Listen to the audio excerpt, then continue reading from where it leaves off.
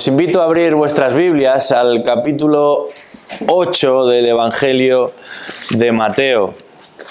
Mateo capítulo 8, vamos a leer desde el versículo 28 y hasta el final de este capítulo. Mateo 8, 28. Dice así la palabra de Dios. Cuando llegó al otro lado, a la tierra de los Gadarenos, le salieron al encuentro dos endemoniados que salían de los sepulcros, violentos en extremo, de manera que nadie podía pasar por aquel camino. Y gritaron diciendo: ¿qué tenemos que ver contigo, Hijo de Dios? ¿Has venido aquí para atormentarnos antes del tiempo? A cierta distancia de ellos había una piara de muchos cerdos paciendo. Y los demonios le rogaban diciendo: si vas a echarnos fuera, mándanos a la piara de cerdos. Entonces él les dijo: id. Y ellos salieron y entraron en los cerdos. Y he aquí que la piara entera se precipitó por un despeñadero al mar y perecieron en las aguas. Los que cuidaban la piara huyeron y fueron a la ciudad y lo contaron todo, incluso lo de los endemoniados. Y toda la ciudad salió al encuentro de Jesús, y cuando le vieron, le rogaron que se fuera de su comarca. Hasta aquí nuestra lectura en esta mañana. Nunca hemos dispuesto de tan fácil acceso a la información, a tanta información, tanta que se nos escurre entre los dedos. Más información de la que podríamos procesar en miles de vidas. Pero no toda esa información es correcta. No toda esa información es acertada. Entre tantos datos y entre tantas noticias, una y otra vez nos damos de bruces con las llamadas fake news. Noticias falsas. No simplemente falsas, más bien noticias inventadas, generadas con la intención de promover bulos, generadas con la intención de promover ideas a partir de bulos. Hace unos días volvió a ser viral en las redes una de esas noticias inventadas. En este caso, por medio de una foto con un pequeño texto debajo. La noticia giraba en torno a la figura de Bill Gates, muy conocido, tanto por su riqueza como por sus posicionamientos ideológicos. En este caso, este hombre, Gates, había acudido a un programa de televisión. Y supuestamente, según la información que venía junto a la foto, le habría ofrecido a la entrevistadora un cheque en blanco. Y ella, la periodista, lo había rechazado. Así que el bulo terminaba con una moraleja tal que así: en la vida solamente tienen éxito los que aprovechan las oportunidades. Bueno, más allá de que esto sea verdad o no, el caso es que la historia es falsa. Nunca sucedió tal cosa. De hecho, en el vídeo original fue la presentadora la que hizo un regalo a Bill Gates. Y ahí quedó la cosa. Pero imagínate por un momento en que sucediese algo similar y tuvieses la oportunidad de dirigirte a la persona más poderosa, a la figura más influyente, a la figura más importante del mundo. Y además, no solo que tuvieses la oportunidad de hablarle, sino de pedirle lo que quisieras. Esto precisamente es lo que sucede en nuestro texto de esta mañana. Pero en este caso no fue una sola persona, sino varias En realidad muchas, las que tuvieron oportunidad de dirigirse al Dios hecho hombre. Las que tuvieron la oportunidad de pedir algo al Dios hecho hombre y no lo pudieron hacer peor de lo que lo hicieron. En esta historia nos encontramos con dos peticiones, dos ruegos, dos súplicas terribles, las peores posibles, porque fueron presentadas con la única intención de alejarse de Jesús, de su influencia, de su autoridad, de manera que teniendo delante al Dios hecho hombre, no solo lo despreciaron, sino que trataron de mantenerse lo más alejados de su persona. Terribles peticiones. Pero como el texto es el que nos toca estudiar, las vamos a analizar. La primera de las dos peticiones erradas la encontramos en los versículos 28 al 32 y podríamos llamarla una petición de escape. Una petición de escape. Vamos a leer de nuevo esos versículos en Mateo 8, versículo 28. Dice que cuando llegó al otro lado, a la tierra de los Gadarenos, le salieron al encuentro dos endemoniados que salían de los sepulcros, violentos en extremo, de manera que nadie podía pasar por aquel camino. Y gritaron diciendo: ¿qué tenemos que ver contigo, Hijo de Dios? ¿Has venido aquí para atormentarnos antes del tiempo? A cierta distancia de ellos había una piara de muchos cerdos paciendo, y los demonios le rogaban diciendo: si vas a echarnos fuera, mándanos a la piara de cerdos. Entonces él les dijo: id. Y ellos salieron y entraron en los cerdos, y he aquí que la piara entera se precipitó por un despeñadero al mar, y perecieron en las aguas. Todo lo que el texto nos relata es importante, porque nos ayuda a situarnos en la escena. Y el hecho de que se especifique que Jesús cruzó al otro lado del lago, y que además se nos presente a dónde llega, nos permite situar con bastante exactitud el lugar de los hechos. No necesitamos saber exactamente cuál era el pueblo al que llegó, pero sabemos exactamente en qué zona se sitúa esta historia. En el versículo 18 de este mismo capítulo 8 se nos dice que Jesús había dado la orden de cruzar al otro lado, y eso está haciendo en este momento. Jesús atraviesa el mar de Galilea de norte a sur y arriba a puerto, justo en el lugar más alejado posible de Capernaum, y pasa de estar en ese sitio donde él vive a una región en la que se presenta como la región de los Gadarenos. Esta región estaba situada al lado este del Jordán y formaba parte de una zona llamada Decápolis, que significa las 10 ciudades. Esto estaba más allá de las regiones que habitualmente Jesús solía visitar y donde va a desarrollar la mayor parte de su ministerio. En realidad se encontraba ya con la frontera con Siria.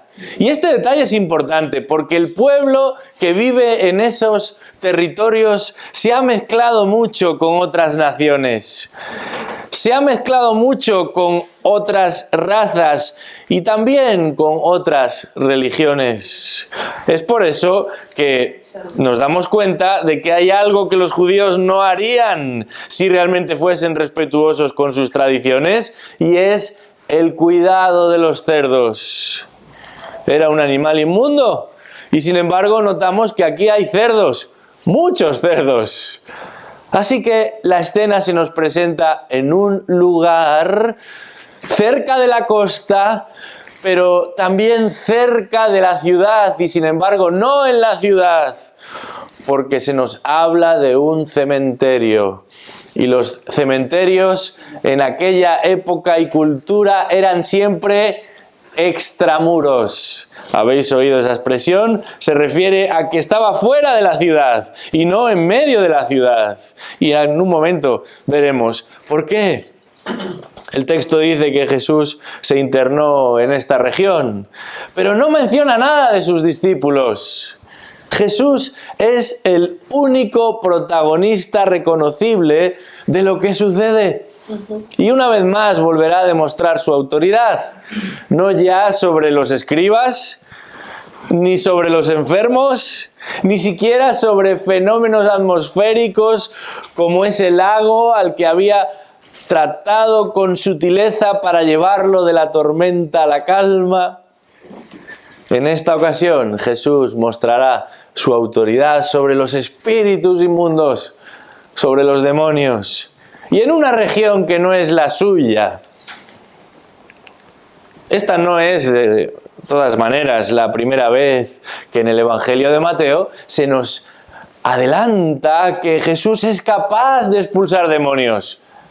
Muchas veces el dominio de estos espíritus sobre una persona implicaba también la presencia de enfermedades y de desviaciones de la conducta. Nada bueno podía suceder si un demonio estaba cerca. Así que en el capítulo 4, versículo 24 de este Evangelio, dice ahí que se extendió su fama ¿por dónde? Por toda Siria. Y traían a él todos los que estaban enfermos, afectados con diversas enfermedades y dolores, endemoniados, epilépticos, paralíticos, y él los sanaba. Aún en este capítulo 8, en el versículo 16, Mateo matiza que entre todos los que llegaron a casa de Pedro para ser sanados, había también unos cuantos endemoniados. Dice ahí que al atardecer le trajeron muchos endemoniados y expulsó a los espíritus con su palabra y sanó a todos los que estaban enfermos. Pero a pesar de que ya se nos ha hablado de la capacidad de Jesús de enfrentarse a tales enemigos y vencerlos con el solo poder de su palabra, esta es una historia muy distinta a todas las que venimos leyendo en este Evangelio de Mateo. Se trata de una escena horripilante de principio a fin. Al lado de esto, cualquier representación macabra de esas que algunos llevan a cabo durante la época de Halloween es un juego de niños.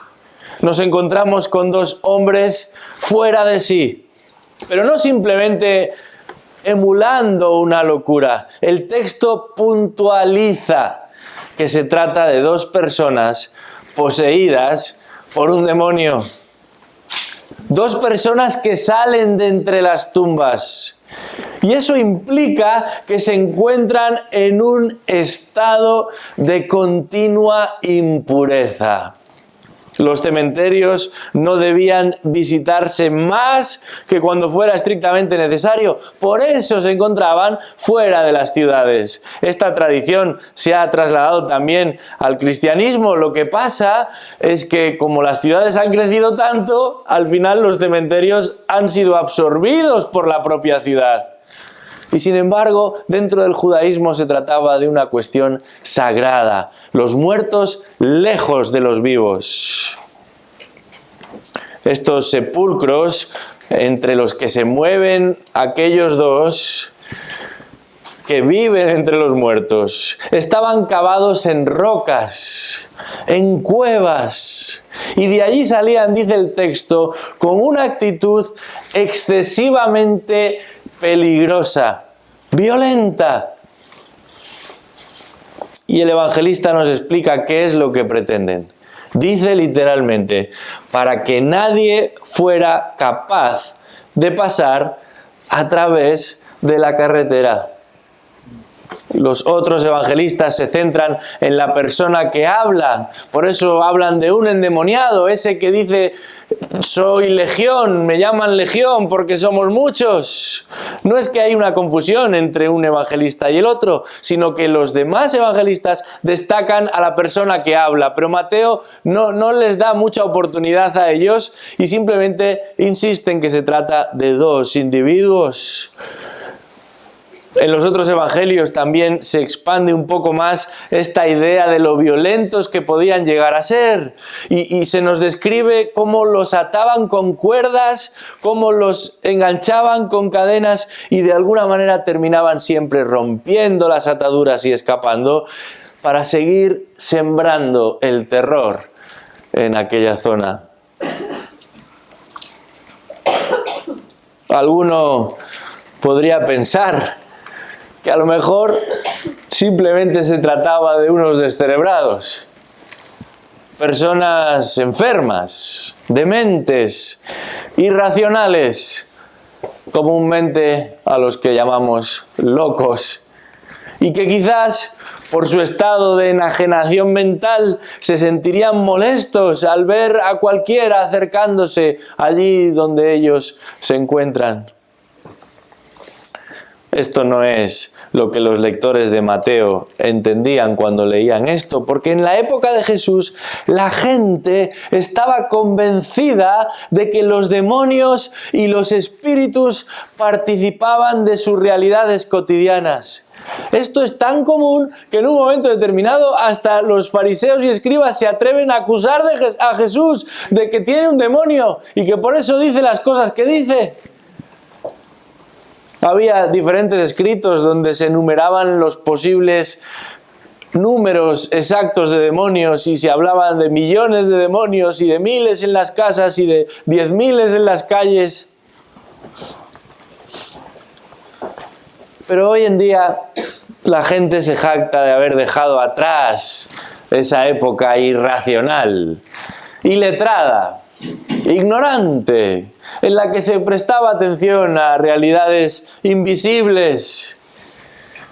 Particularmente esto sucede desde los últimos 200 o 300 años y desde entonces ha habido voces que han tratado de interpretar esta historia en particular y otras del Nuevo Testamento en general, explicando eso de los demonios de una manera un poco distinta.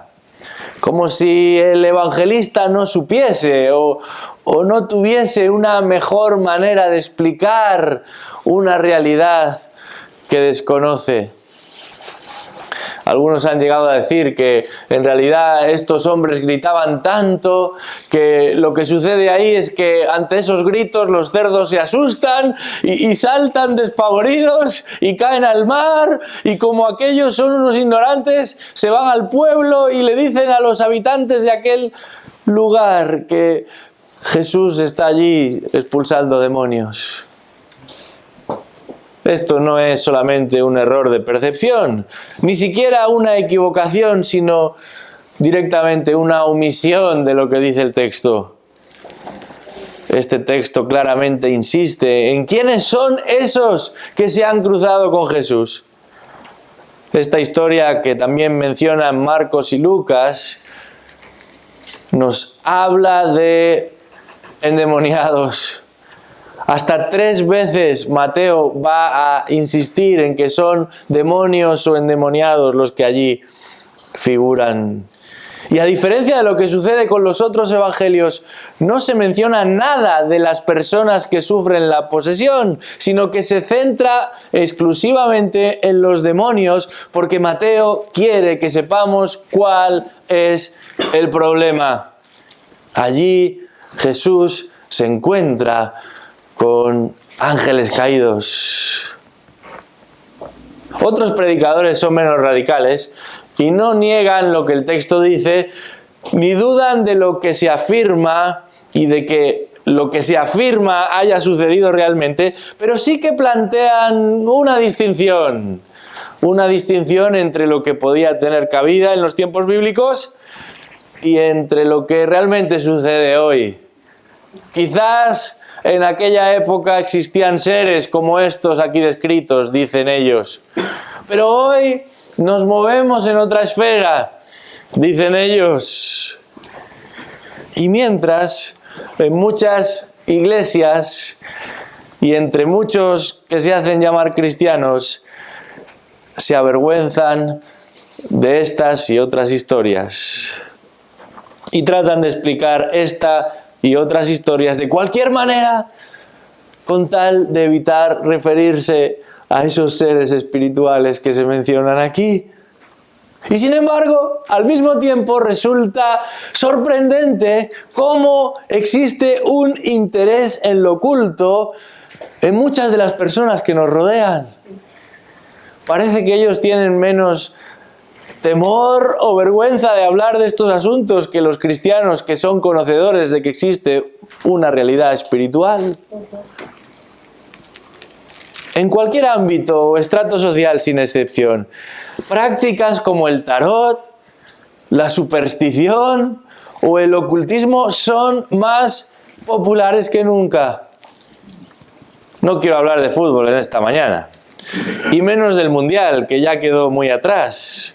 Pero hace unas semanas se publicaba la noticia de que cientos de brujas se habían juntado en Argentina para enviar buenas vibraciones a los jugadores. Y esto no salía en un blog de estos raritos, sino en los principales periódicos del país. Algunos hablaban incluso de miles de brujas congregadas, abiertamente declaradas brujas, tratando de mover vibraciones y espíritus en contra de los rivales y a favor de la selección. Estas historias están presentes constantemente en medio de nosotros. Hay deportistas de élite que recurren al ocultismo para mejorar de sus lesiones o incluso desarticular a los contrarios. Y no hablamos de culturas recónditas ni de pueblos escondidos en lugares todavía por descubrir. En medio de nosotros, en las grandes urbes, hay personas que no solamente tienen interés, sino que viven obsesionadas con estas realidades espirituales y recurren a ellas como una ayuda, como un apoyo, como un suplemento necesario para enfrentar su realidad. Qué poco dista esto de lo que hacían aquellos que rodean a Jesús en su época y momento histórico. Parte del problema de muchos, al mismo tiempo, es que solamente contemplan el mundo desde una óptica estrictamente material y no tienen el más mínimo interés en lo que tiene que ver con sus almas, ni en lo que pueda llegar a pasar con sus almas, no solamente hoy, sino en el futuro. Sin embargo, la Biblia nos enseña que la realidad no se limita a lo que podemos ver con nuestros ojos y nos revela cómo los seres espirituales no solamente existen, sino que participan activamente de lo que sucede en este mundo. Y en este caso concreto se nos confirma que Jesús no solamente es el Señor de lo visible, es también Señor sobre lo invisible. No solamente es Señor sobre la esfera de la carne y de los huesos, también lo es sobre la esfera de lo espiritual. Mateo se encarga de clasificar y de clarificar cuál es la verdadera preocupación de estos endemoniados. Y nos lo dice en el versículo 29. He aquí gritaban diciendo: ¿qué hay entre nosotros y tú, Hijo de Dios? Viniste aquí antes de tiempo para torturarnos. Hay varios detalles que podemos extraer de esta declaración, porque nos damos cuenta de que el interés de estos dos está mucho más lejos que simplemente impedir el paso a cualquier viandante. Se van a dirigir a Jesús, reconocen a Jesús, a pesar de que nunca antes lo habían visto físicamente. Es la primera vez en la vida de Jesús que pasa por aquella región. Y sin embargo, antes incluso de que abra su boca, estos ya saben a quién tienen enfrente. No solamente lo reconocen, sino que afirman su divinidad y le llaman y le tratan como el Hijo de Dios. Esto es también muy chocante porque hasta este momento en el Evangelio de Mateo nadie ha dicho tal cosa. Ni siquiera sus discípulos saben exactamente quién es ese. Se lo acaban de preguntar en medio de la tormenta. Hay algunos grupos que se hacen llamar cristianos y sin embargo no reconocen adecuadamente a la persona de Cristo. Lo tienen en una categoría distinta a Dios Padre. No son trinitarios, no creen en Dios Padre, Dios Hijo y Dios Espíritu Santo. Sí, saben que el Hijo y el Espíritu son una realidad, pero ellos defienden que Dios es solamente el Padre.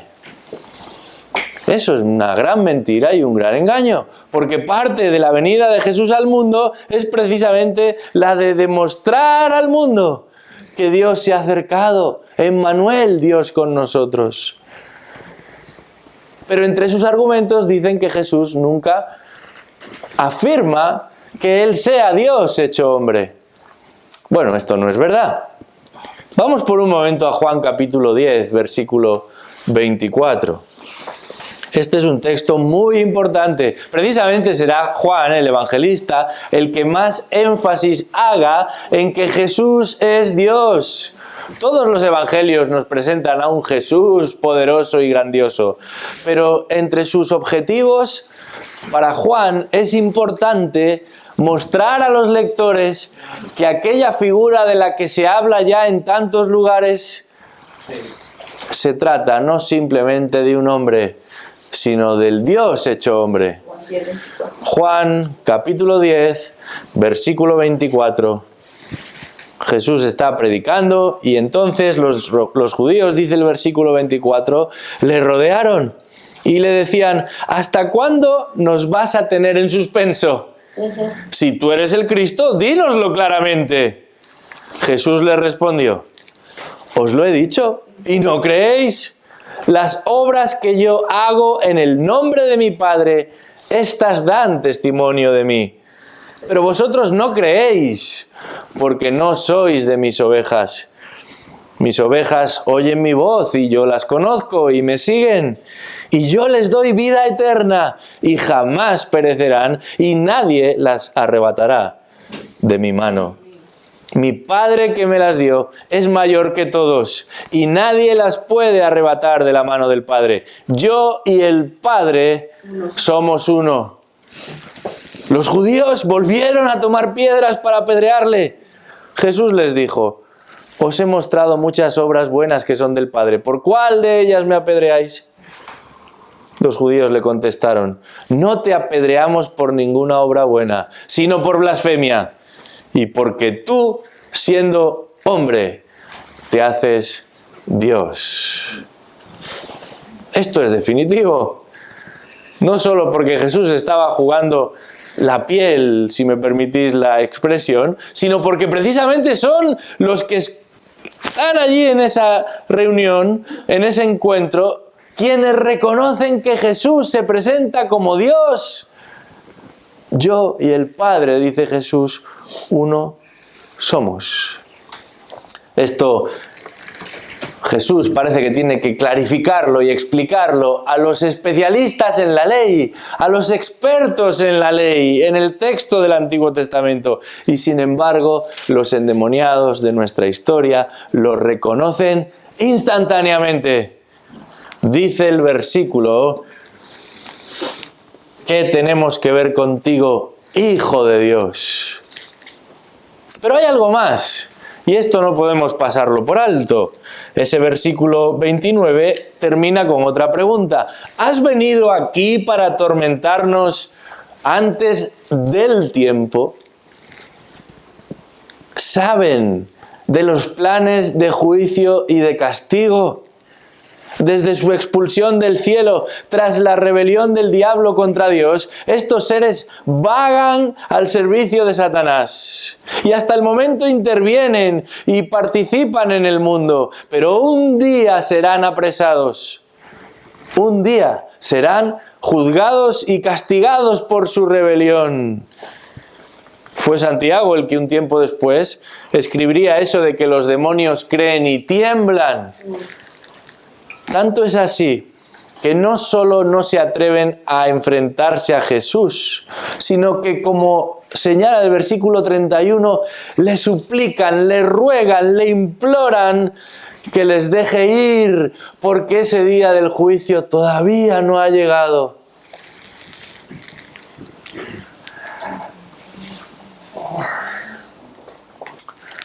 Le imploran que les deje ir, que les dejen ir, pero no a cualquier sitio, sino a unos cerdos que no se encuentran muy lejos de allí. Marcos, el evangelista, es más concreto y afirma que había 2000 cerdos. Estos son muchos cerdos. Seguro que habéis tenido la oportunidad, algunos de vosotros, de ir conduciendo en la carretera y de repente un camión con cerdos se cruza en vuestro camino y uno rápidamente, el que conduce lo tiene más complicado, pero trata de contar, de ver cuántos cerdos hay en ese camión. Son muchos, pero no 2000. 2000 cerdos, son muchos cerdos. Y estos piden que Jesús les deje ir, suplican que Jesús les deje ir allí donde los cerdos. Piden pasar de lo inmundo del cementerio a lo inmundo de los cerdos. Y esto no dejaba de ser una provocación para Jesús, para cualquier judío. En cualquier caso, no podía ser de otra manera. El terreno de lo inmundo, es el único que conocen los demonios. Y es el único lugar que les corresponde. Así que Jesús va a responder a su petición y lo hace en el versículo 31. De una manera muy breve. Muy breve. No quiere dialogar con ellos, ni debatir, ni discutir. Simplemente se limita a darles una orden. Y se produce el milagro. Id, dice Jesús. Y solamente falta una palabra de Jesús para derrotar a las huestes del enemigo. Solamente una palabra para terminar con la opresión y la influencia demoníaca. Solamente una palabra para liberar a aquellos hombres. Solamente una palabra para transformarlos. Aquel centurión que un día tuvo contacto con Jesús, ni siquiera físicamente, lo entendió muy bien cuando le dijo: tan solo dilo y será hecho. Y entonces, el mar de Galilea vuelve a tener una posición preponderante en el Evangelio, importante, destacada, pero justamente por lo contrario de lo que había sucedido en el relato anterior. Fíjate lo que dice el versículo 32. Él les dijo: id, y ellos salieron y entraron en los cerdos, y he aquí que la piara entera se precipitó por un despeñadero al mar, y perecieron en las aguas. Si en el caso de esa embarcación en la que viaja Jesús acompañado por sus discípulos, el lago va a terminar por ser un lugar de calma, de paz, de quietud sobrenatural. En este caso, el lago se convierte en un lugar de muerte. Y eso nos lleva a la segunda petición que observamos en estos versículos. Otra petición equivocada, errada, necia, y podríamos llamarla una petición de expulsión. Una petición de expulsión, versículos 33 y 34. Los que cuidaban la piara huyeron y fueron a la ciudad y lo contaron todo, incluso lo de los endemoniados. Y toda la ciudad salió al encuentro de Jesús, y cuando le vieron le rogaron que se fuera de su comarca. Jesús tiene autoridad en lo que enseña, mucho más que cualquier maestro. Jesús tiene autoridad sobre enfermedades, aún por encima de los médicos de la época. Jesús tiene autoridad sobre la naturaleza, y ni siquiera el clima y los elementos se resisten a su voluntad. Pero ahora, el Evangelio de Mateo nos confirma que Jesús tiene autoridad también sobre lo que conocemos como el mundo espiritual, sobre los espíritus y aún sobre los demonios. Por eso, lo que sucede al final de esta historia resulta tan desconcertante. Esa región en la que Jesús se encuentra no era precisamente rica. Vivían rodeados de desierto. Pero desde los tiempos de las conquistas del gran Alejandro Magno, contaban con tradiciones helénicas, persas y griegas mezcladas entre sí. Una Macedonia importante de culturas, de creencias, de ideas. Habían aprendido a sobrevivir tanto a las inclemencias del tiempo como a las amenazas externas. Pero ese día, aquellos gadarenos recibieron una visita tan inesperada como inmerecida. Y sin embargo, desaprovecharon la mejor oportunidad que tendrían jamás. No solamente dejaron ir a Jesús, sino que lo echaron. Estaban más preocupados por los cerdos que por sus propias almas. Estaban más enfadados por la pérdida del negocio que por la pérdida de los demonios. No solo no estaban dispuestos a recibir a Cristo, sino que se opusieron a su persona. Esta es la primera vez que sucede algo parecido en el Evangelio de Mateo. Hasta entonces, las reacciones ante la persona de Jesús habían sido de sorpresa, de admiración, de alabanza, de gratitud. Pero cuando Jesús revela su verdadera identidad, cuando aquel Nazareno se presenta como lo que realmente es, el Hijo de Dios, los seres humanos también dejan ver su identidad. Algunas lecturas contemporáneas han tratado de justificar la actitud de los gadarenos y critican el hecho de que Jesús hubiera permitido que los cerdos se ahogaran. ¿Qué culpa tenían aquellos cerdos?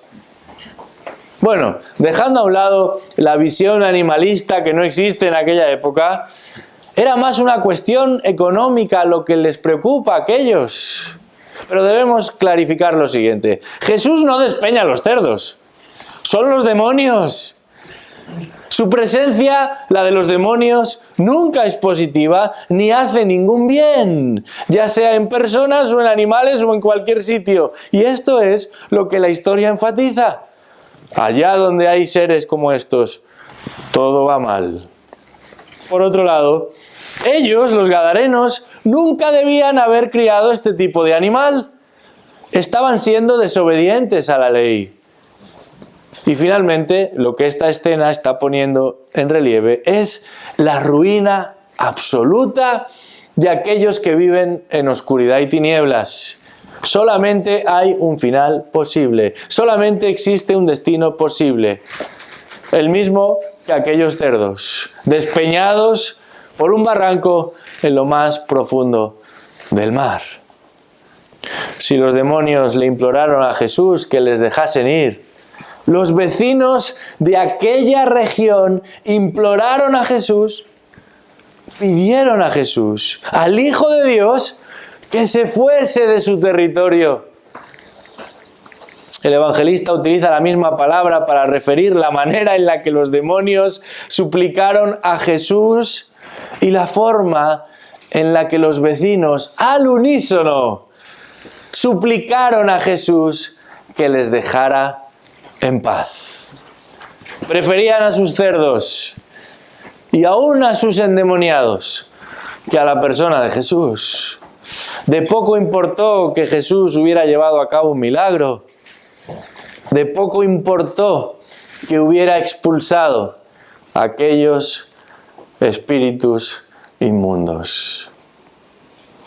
De poco importó que aún los demonios se refiriesen a Él como el Hijo de Dios. Los demonios suplican a Jesús, porque saben que su tiempo se acaba. Pero los vecinos suplican a Jesús porque no están dispuestos a que nadie les interrumpa. Ni siquiera uno ante el que los demonios suplican clemencia. Este es el problema de muchas personas, no solo de aquellos. No es que no sepan lo que Jesús es capaz de hacer, es que no les interesa. No es que no hayan visto o también oído acerca de lo que Jesús es capaz de hacer en la vida de otras personas, quizás de familiares o de amigos o de compañeros de trabajo. Cristo ha transformado su vida por completo. El problema no está en que no pueda volverlo a hacer. El problema viene dado porque ellos no quieren que Jesús lo haga, como ha sucedido con tantos y con tantas a lo largo de la historia, del mismo modo que aquellos a los que Jesús predicaba aman más las tinieblas que la luz. No quieren otra vida distinta a la que ya tienen. Aman más sus pecados de lo que anhelan a Jesús. Disfrutan su estado más de lo que aspiran a un Salvador. No es la falta de poder de Cristo lo que les incomoda, es su mucha autoridad lo que les fastidia. No quieren seguirle a Él, porque no quieren someterse a Él. Al punto que se sienten más fastidiados por la presencia de Jesús de lo que se sienten por la presencia de dos endemoniados encolerizados y violentos. ¡Qué dureza de corazón! ¡Qué ceguera del alma! El doctor Carballosa lo ha explicado muy bien de esta manera. Esa, dice él, es la esencia de la historia de la humanidad. Rehúsan a Jesús porque prefieren a sus cerdos. El evangelista Mateo, que principalmente se dirige a los judíos, dibuja una escena muy desagradable.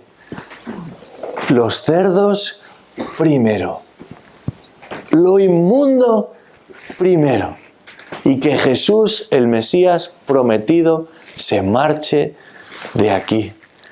¡Qué terrible petición!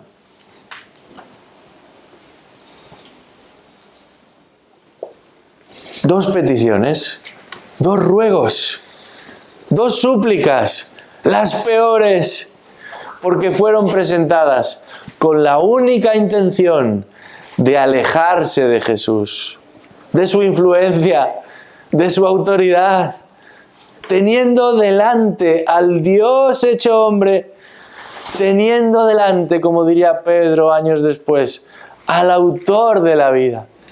No solo lo despreciaron, sino que trataron de mantenerse lo más alejado de su persona. ¡Qué oportunidad tan mal aprovechada! Así que frente a estas dos peticiones, yo te exhorto, te encarezco, te apremio a que en esta mañana te dirijas a ese mismo Cristo, al Hijo de Dios, con el fin de pedirle justamente lo contrario. Pídele que no se aleje, sino que se acerque. Pídele que no pase de largo, sino que se quede. Reconoce delante de Él lo mucho que lo necesitas. Confiesa tu condición de pecador, rebelde, orgulloso delante de Dios y ríndete a su autoridad. Jesús te dice, si escuchas hoy mi voz, no endurezcas tu corazón. Si atiendes hoy a mis palabras y confiesas con tu boca que Jesús es el Señor y que Dios le levantó de los muertos, entonces vendré a ti y moraré contigo. Ese que dice, yo y mi Padre uno somos, dice también, mi Padre y yo vendremos a ti y haremos en ti morada. Amén. Que este sea el deseo de cada corazón en este lugar y que ante la persona más importante que jamás existe y existirá, y teniendo la oportunidad de pedirle lo más precioso que jamás podríamos obtener en este mundo, sepamos no dejar para mañana lo que podemos hacer hoy, porque hoy es el día de salvación. Vamos a orar.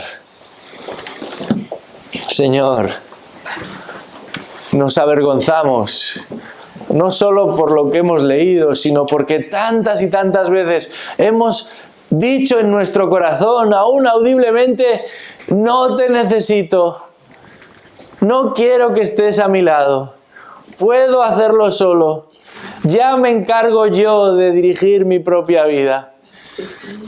¡Qué terrible ignorancia! ¡Qué dureza de corazón! Y sin embargo, cuando las escamas de nuestros ojos fueron sacadas y nuestro corazón de piedra vino a ser un corazón de carne, pudimos sentir y observar y ver y conocer a Cristo tal y como Él es, el Hijo del Dios viviente, aquel que me amó y se entregó a sí mismo por mí, aunque yo era el último, el peor de los pecadores. ¡Qué orgullo y rebelión tan grande! Fueron borrados y limpiados por ti. Y por eso te damos las gracias. Y te pedimos, como aquel Moisés le pedía a Dios, que si tú no vienes con nosotros, no nos dejes continuar. Que si tú no has de acompañarnos, nosotros no seguimos adelante. Que si tú no reinas en nuestra vida y en nuestra congregación, no merece la pena seguir intentándolo. Oh Dios, no permitas que jamás se nos pase por la mente o el corazón no darte el lugar de preeminencia que a ti solo corresponde. Y te pido en particular en este día por cada persona aquí que todavía no sabe quién es Jesucristo. Ha oído tantas veces acerca de Él. Ha leído, a lo mejor incluso ha orado y se ha dirigido a Jesús, pero todavía no lo conoce. No sabe realmente que el Hijo de Dios ha venido al mundo para salvar a los pecadores, siendo cada uno de nosotros merecedores de un castigo como aquellos endemoniados, y sin embargo, habiendo recibido gracia sobre gracia. Oh Dios, ten misericordia de ellos, abre su entendimiento, no permitas que salgan de este edificio hoy sin haber tenido la oportunidad por tu Espíritu Santo de ser conscientes de todo su pecado, pero también de todo tu poder y gracia y misericordia. Salva almas hoy aquí. Salva almas en esta ciudad. Personas que quizás están buscando en lo oculto, en la superstición, aún en el tarot y otras historias, buscando dirección, pero tan confundidos como lo estaban aquellos en los sepulcros. Quizás otros más reacios, ningún interés en lo espiritual, solo en lo material, como aquellos vecinos preocupados por su economía. No importa, todos te necesitan. Sálvalos, Señor, y permite que nosotros podamos ser voceros, embajadores, mensajeros de tu gracia, mientras esperamos tu pronta venida. Oramos esto en el nombre de Cristo. Amén. Amén.